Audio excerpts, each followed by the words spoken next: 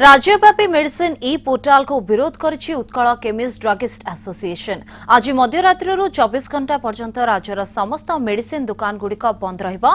तेबे एही समय मध्यरे मेडिकल पाखरे थिबा दुकान गुड़िक उपरे रोगी माने साधारणतः अधिक निर्भर करंती, तेणु साधारण रोगी सामान्य प्रभावित हेबे बोली आशा करा जाउछि। तेबे एही ई पोर्टाल व्यवस्था आरंभ हेले साधारण मेडिसिन दुकानी क्षतिग्रस्त हेबे बोली किछि दुकानी मत दैछंती।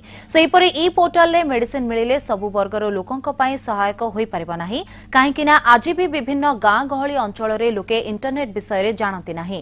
ସେହିପରି ନିଶା ଔଷଧ ଗୁଡ଼ିକର ମଧ୍ୟ ବ୍ୟବହାର ଏହି ଅନଲାଇନ ମାଧ୍ୟମରେ ବଢ଼ିଯିବାର ଆଶଙ୍କା ରହିଛି ବୋଲି କିଛି ଦୋକାନୀଙ୍କର ମତ ରହିଛି।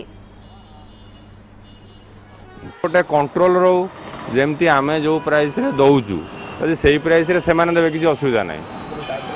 ଯଦି ସେମାନେ ଆମଠୁ ବହୁତ କମ ରେ ଦେବେ ତାହେଲେ ऑब्वियसली जने कस्टमर तो सेटू किनिବ, बुझिबे।